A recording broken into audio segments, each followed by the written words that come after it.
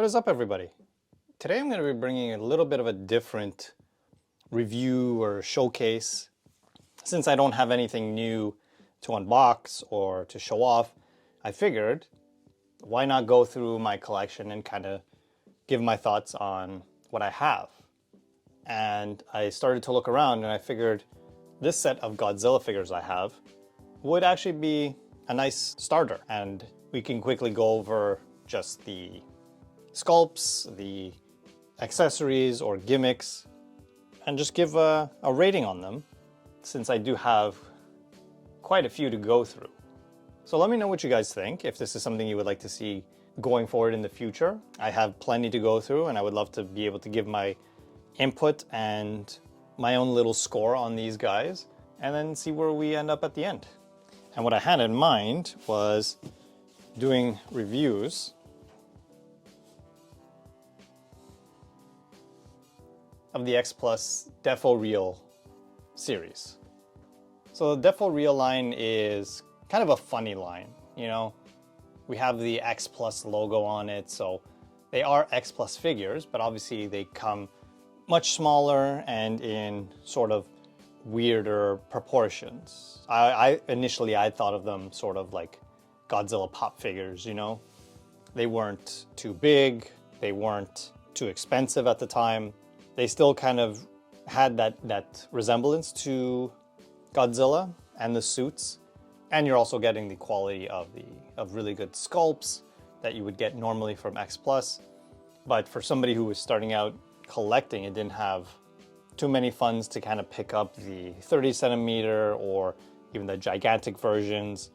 This was a nice middle ground for wanting to collect these vinyl figures, but within a certain price range, and also just the difference between space that these guys take up also factors into why I started collecting them in the beginning. And as the line has continued, I've grown pretty fond of the line. I think it's a very unique take, and I do enjoy seeing what they come up with and how they can transform these Godzilla suits and other kaiju into sort of these silly, ugly forms. And for the one that I wanted to start this series with, I chose sort of a more recent one. It is the Godzilla 2003 from the movie Godzilla Tokyo SOS. So like I was saying before, this isn't going to be a traditional unboxing. It's going to be more of just a showcase and a review. So there's actually nothing to technically unbox right now. But I did want to kind of show off the box because at some point they did, well, X Plus did, start changing the boxes for these guys. They used to have boxes with clear plastic in the front so you could actually see the figure from the outside, but then they adopted more just these brown cardboard boxes with the promotional picture on the front. So I can just kind of quickly show off what there is. Isn't too much to the box itself.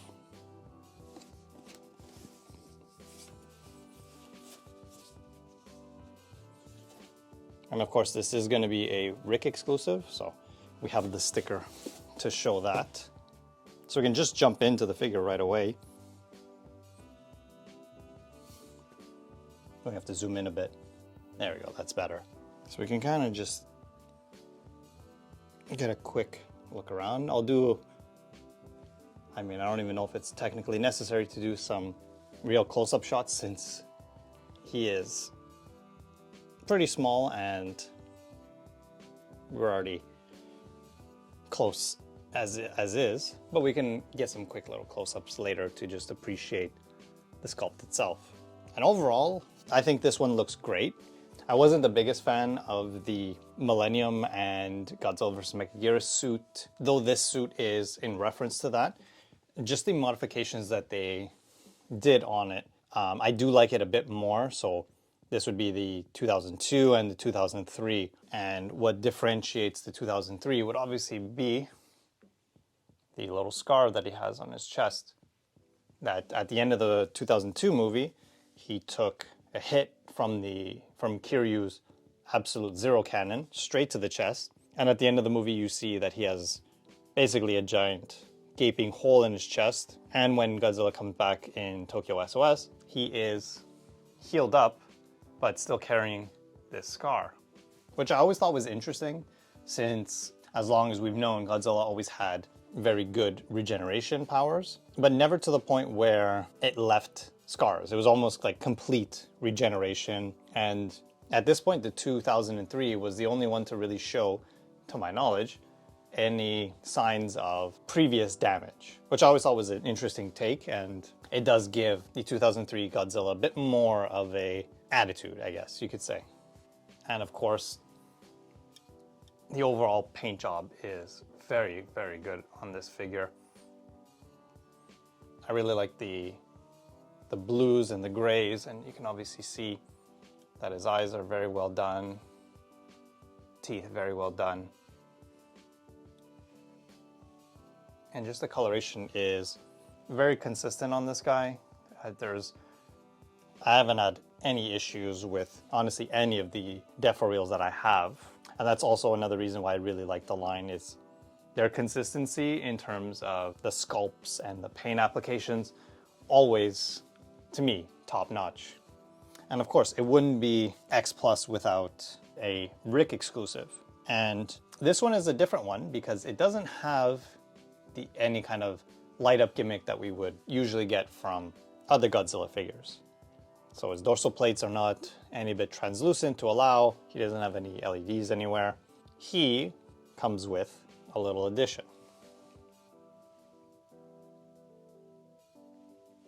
And that would be the Kamibas corpse that we get from the movie. Though it only takes up a small portion of the film itself, I thought it was a hilarious addition to the figure.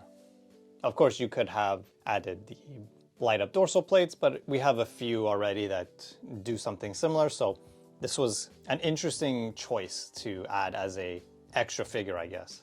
And just quickly, I did want to get a nicer shot of the Kamibas. When I watched the movie, I didn't even know the reference, and many might not have known the reference either.